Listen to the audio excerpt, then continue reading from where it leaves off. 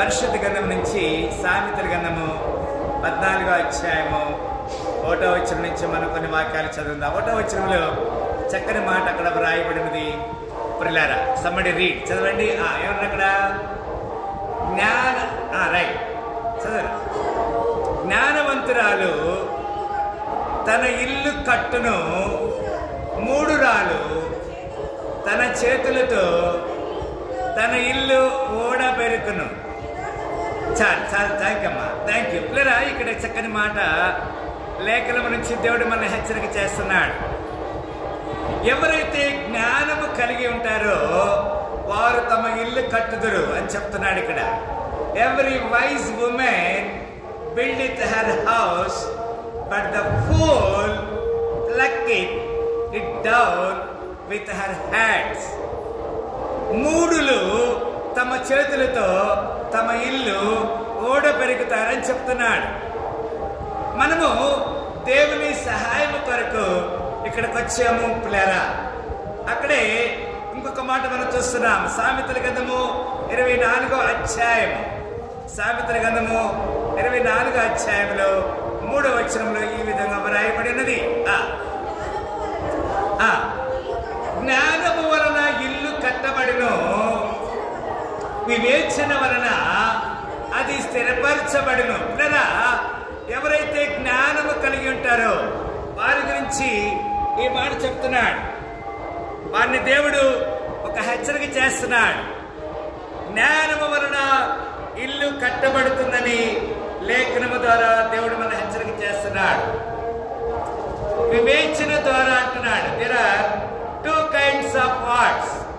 One is through wisdom is an house builded, and by understanding it is established. దేవుని యొక్క ఇల్లు కడతానికి దేవుడు మనల్ని వాడుకుంటున్నాడు. Let us build the house of the Lord. దేవుని ఇంటిని మనము కట్టాలని దేవుడు కోరుకుంటున్నాడు. నీవు కట్టకపోతే దేవుడు వేరే వారిని వాడుకుంటాడు. God can use some other. If you are willing, God can use you. దేవుడు నిన్ను వాడుకుంటాడు. ప్రియులారా, అక్కడే 4వ వచనం కూడా గమనించండి. 24వ అధ్యాయము 4వ వచనంలో ఈ మాట వ్రాయబడినది. ఏమన్నాడు 4వ వచనంలో? తెలివి చేత దాని గదులు విలువగల రమ్యమైన సంపదలతో నింపబడును. రైట్, ఇక్కడ గమనించండి. ఇక్కడ గమనించండి. దేవునికి లేఖనమే తెలియజేస్తుంది. దేవునికి లేఖనమే తెలియజేస్తుందంటే విలువ గల రమ్యమైన సంపదలతో నింపబడుతుందని చెప్తున్నాడు. జ్ఞానము వలన ఇల్లు కట్టబడితే కాదు, విలువ గల రమ్యమైన సంపదలతో నింపబడుతుందని చెప్తున్నాడు. మనం ఏ విధంగా దేవుని పనిలో ఉంటున్నా దేవుడు మనల్ని ఆ విధంగా దీవించడానికి ఆయన సిద్ధంగా ఉన్నాడు. సామెతల గ్రంథము 31వ అధ్యాయము 10వ వచనంలో ఈ విధంగా వ్రాయబడినది. సామెతల గ్రంథము 31వ అధ్యాయము 10వ వచనంలో ఈ విధంగా వ్రాయబడినది.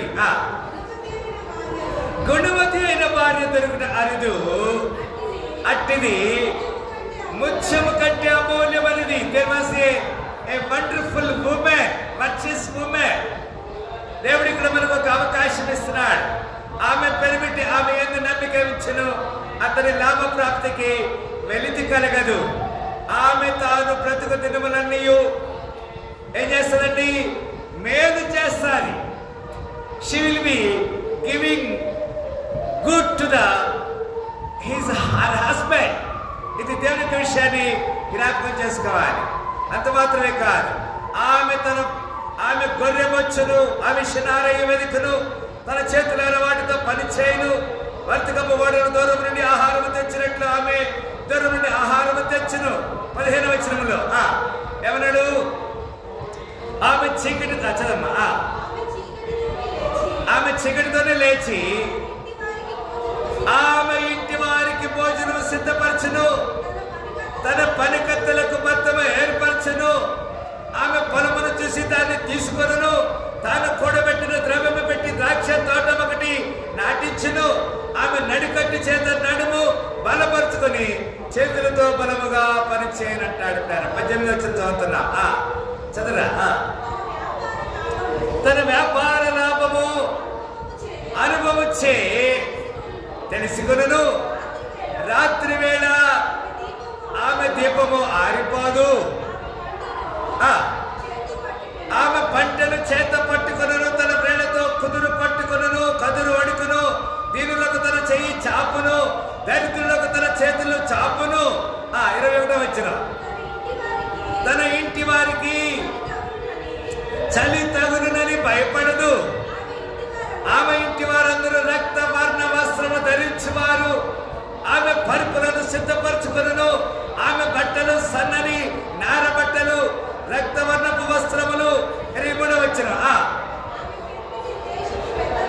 ఆమె పెరిమిటి దేశపు పెద్దలతో కూడా కూర్చుండును. గమని యొక్క పేరు విన్నవాడై ఉండును. అమ్మును అమ్మును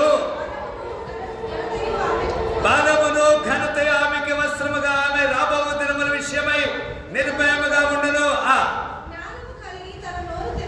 జ్ఞానము కలిగి, ఇప్పుడు గమనించండి, ఇది చక్కని మాట. జ్ఞానము కలిగి జ్ఞానవంతురాలు తన ఇల్లు కట్టును. జ్ఞానము కలిగి తన నోరు తెరచును. కృపగల ఉపదేశము ఆమె బోధించును. ఆమె తన ఇంటి వారి నడతను బాగుగా కనిపెట్టును. పని చేయకుండా ఆమె భోజనం చేయదు. ఆమె కుమారులు లేచి ఆమెనేమంటారు? ధన్యురాలు అంటారు. ఎంత చక్కని మాట. చాలా మంది కుమార్తెలు ప్రతిమతా ధర్మమును అనుసరించినారు, కానీ వారందరూ నీవు మించి దానం అని ఆమె పెరిపెట్టి ఆమెను పొగడును. 30 వచ్చిన ఏమన్నా అక్కడ? అందము మోసకరము సౌందర్యము వ్యర్థము. యెహోవా యందు భయభక్తి కలిగిన స్త్రీ కొనియాడబడును. చేసిన పనిని బట్టి అట్టి దానికి ప్రతిఫలమియ్యదగును. గమన యొద్ద ఆమె పనులు ఆమెను కొనియాడు. ఇట్లరా ఒక చక్కని మాట జ్ఞానవంతురాలైనటువంటి స్త్రీ గురించి ఇక్కడ వ్రాయబడినది. రూతు గ్రంథము 4వ అధ్యాయము 11వ వచనంలో ఈ విధంగా వ్రాయబడి. రూతు గ్రంథము అంటే దానికి పైన కీర్తన ముందుంటారు. రూతు గ్రంథము ఏమన్నాడు? 4వ అధ్యాయము చదవండి. 11వ వచనం. నయోమి, నా కుమార్తెలారా, మీరు మరలుడి, నాతో కూడా మీరు రానేలా. మిమ్మల్ని పెళ్లి చేసుకుంటే ఇంకా కుమారుడు నా గర్భమున ఉందిరా. నయోమి రూతుల గురించి దేవుడు ఇక్కడ ఒక చక్కని మాట చెప్తున్నాడు అంటారా. మనము అలాంటి జ్ఞానము కలిగినటువంటి మాటలు చెప్పాలి. తిరిగి మనము సామెతల గ్రంథంలోకి వస్తున్నాం. అమ్మా, సామెతల గ్రంథము ఈ విధంగా రాయబడిన 9వ అధ్యాయము 13, 14, 15 వచనాలు. సామెతల గ్రంథము 9వ అధ్యాయము 13, 14, 15 వచ్చిన ఈ విధంగా రాయబడినది. బుద్ధిహీనత అనునది బొబ్బలు పెట్టినది, అది కాముకురాలు, దానికేమీ తెలివి లేదు. అది కూర్చుండెను, ఊరి రాజవీధుల్లో పీఠము మీద కూర్చుండెను. ఆ దాన్ని పోవు వారిని చూసి తన త్రోవలు చక్కగా వెళ్ళి వారిని చూసి జ్ఞానము లేనివాడా అని అది విలాపము చేస్తూ ఉంటుంది. బుద్ధి హీనురాలు, బొబ్బలు పెట్టి స్త్రీ. ఇక్కడ జ్ఞానము కలిగి నోరు తెరవాలని చెప్తున్నాడు. We should open our mouth with wisdom. Those people are against wisdom. They are in the world. వాళ్ళు లోకములో ఉన్నారు. మనం ఈ విషయాన్ని జ్ఞాపకం చేసుకోవాలి ప్రియులారా. 19వ అధ్యాయము అక్కడే 19వ అధ్యాయము 13వ వచనం ఈ విధంగా రాయబడి ఉన్నది. 19, 13 ఏమన్నా అక్కడ? బుద్ధిహీనుడగు కుమారుడు తన తండ్రికి చేటు తెచ్చును, భార్యతోడి పోరు ఎడతెగక పడుచుండు బిందువులతో సమానం అంటాడు. ఏ వైజ్ వుమెన్ మస్ట్ బిల్డ్. అమ్మా హల్లెలూయా, అందరూ చెప్పండి హల్లెలూయా. భార్య ఎంత జ్ఞానము కలిగి ఉంటాడంటే ఆ కుటుంబాన్ని కాపాడుకోవడానికి భార్యకి ఆ జ్ఞానం ఇచ్చాడు దేవుడు. లేదా మనం అర్థం చేసుకోవాలి. 21వ అధ్యాయము 9వ వచనం విధంగా రాయబడింది. సామెతలు 21వ అధ్యాయము 9వ వచనం విధంగా వ్రాయబడినది. గయ్యాళితో పెద్ద ఇంట ఉండుట కంటే అది మిద్దె మీద ఒక మూలన నివసించడమే అంటాడు. ఇదంతా చక్కని మాట అండి. It is better to dwell in a corner of the house top then with a brawling women in a wide house. పెద్ద ఇంటిలో గయ్యాళితో ఉండుట కంటే, కొంతమంది గయ్యాళి ఉంటారు కదా, ప్రతిదాన్ని పిన్ పాయింట్ చేస్తారు. They are pin pointing everything. It is not good at all. They not called as a wise women.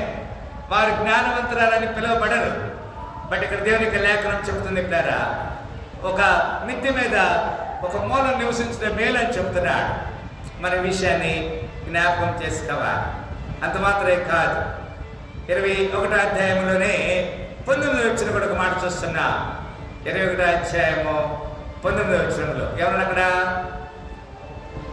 ప్రాణము విసిగించు జగడగొండి దానితో, అదే కదమ్మా, ప్రాణము విసిగించు జగడగొండి దానితో కాపురం చేయడం కంటే అరణ్య భూములు నివసించడం మేలు. అబ్బో, ఎంత చక్కని వాడు చెప్తున్నాడండి. There are kinds of womens. ఇలాంటి రకాల స్త్రీలు ఉంటారు, భార్యలు ఇలాంటి స్త్రీలు ఉంటారు.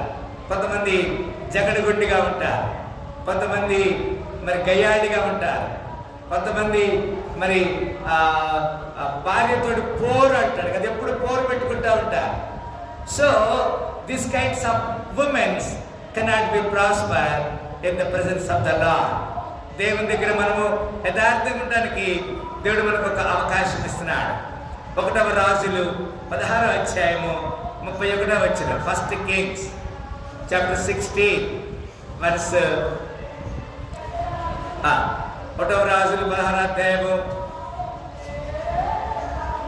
31వ వచనం. Right, verse 31. ఇక్కడ ఏం చెప్తాడంటే, నెబాతు కుమారుడైన యెరోబోము జరిగించిన పాపక్రియలను అనుసరించి నడుచుకున్న స్వల్ప సంగతి అనుకొని అతడు 1వ రాజులు 16వ అధ్యాయము 31వ వచనం కదమ్మా. ఏమన్నాడు ఇక్కడ? నెబాతు కుమారుడైన యెరోబోము జరిగించిన పాపక్రియలను అనుసరించి నడుచుకున్న స్వల్ప సంగతి అనుకొని అతడు సిదోనీయులకు రాజైన ఎత్బయలు కుమార్తె అయిన యెజెబెలును వివాహము చేసుకొని బయలుదేవతను పూజించుచు వారికి మ్రొక్కుచుండెను. అహాబు రాజు, హౌ నాన్సెన్స్ హి వాస్. అహాబు రాజు, he was married with the Jezebel. యెజెబెలును వివాహం చేసుకున్నాడు. ఆ తర్వాత అక్కడ విగ్రహారాధన చేస్తున్నాడు. దేవునికి వ్యతిరేకమైన క్రియలు ఆయన చేస్తున్న సందర్భాన్ని మనం జ్ఞాపకం చేసుకుంటున్నాం. అక్కడే 21వ అధ్యాయము 24వ వచనం, 21వ అధ్యాయము 24వ వచనంలో ఈ విధంగా వ్రాయబడినది. 21-24 ఏమంటాడమ్మా? కరెక్ట్.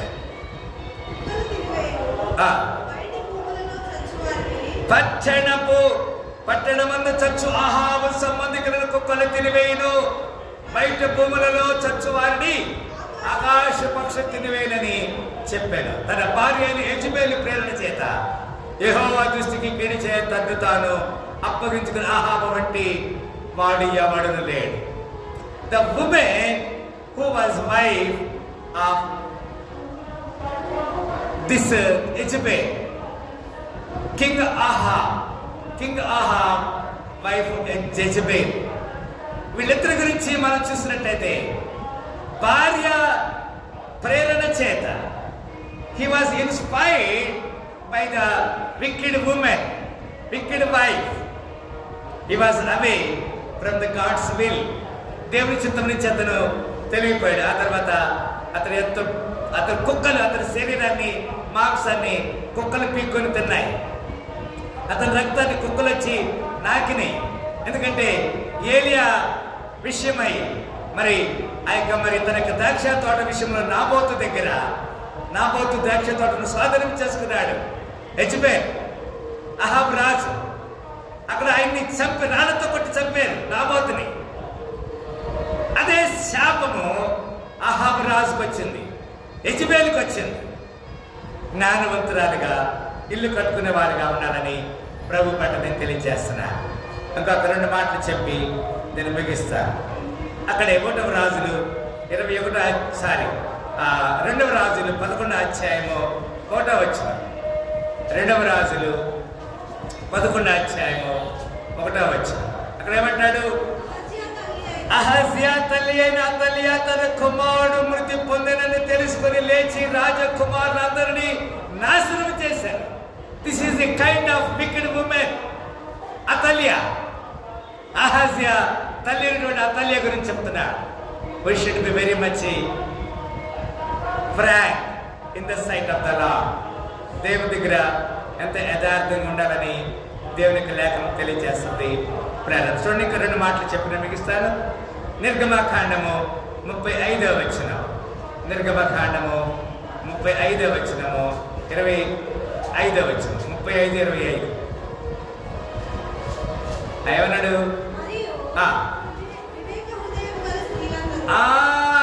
35-25 చక్రమాడు చెప్తున్నాడు. ఇక్కడ స్త్రీల గురించి ఏమంటాడంటే, వివేకము కలిగిన మంచి హృదయం కలిగిన స్త్రీలందరూ తమ చేతులతో తాము వడికిన నీల ద్రోముల రక్తవర్ణము గల నూలును సన్న నారను నూలును తెచ్చిరి. ఎక్కడికి తెచ్చారు?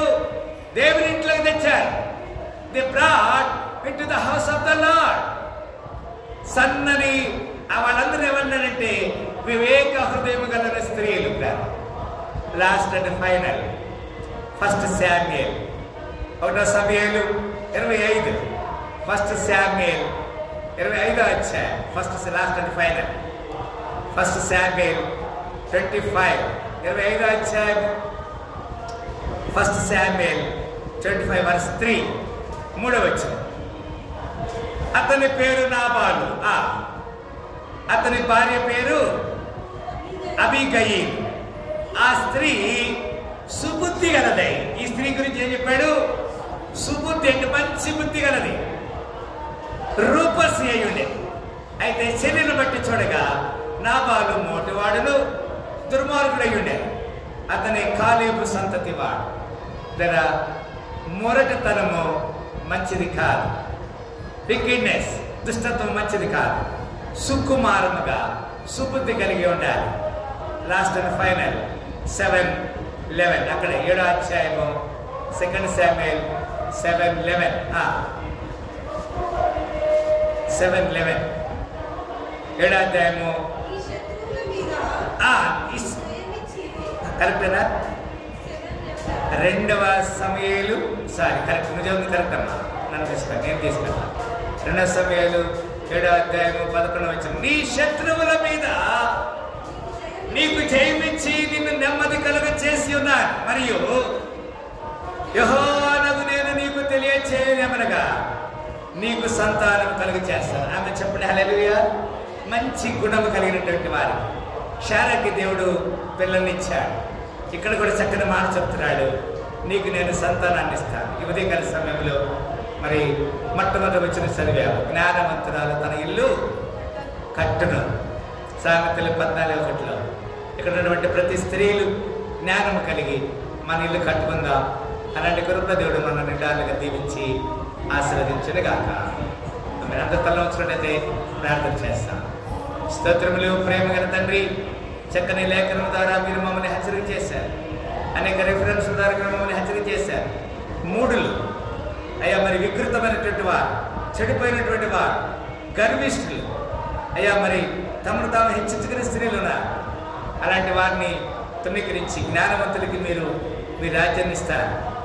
అలాంటి కృప దీవించమని యేసుక్రీస్తు పరిశుద్ధ నామములో ఈ ఉదయకాల శుభములతో మీకు సాధ్యమని ప్రార్థన చేసి అడిగి వేడుకుంటున్నాము తండ్రి, ఆమేన్. మరొకసారి ఈ ఉదయకాల ఆరాధనలో పాల్గొన్న ప్రతి బిడ్డని 7 నిండాలుగా దీవించి ఆశీర్వదించనుగాక.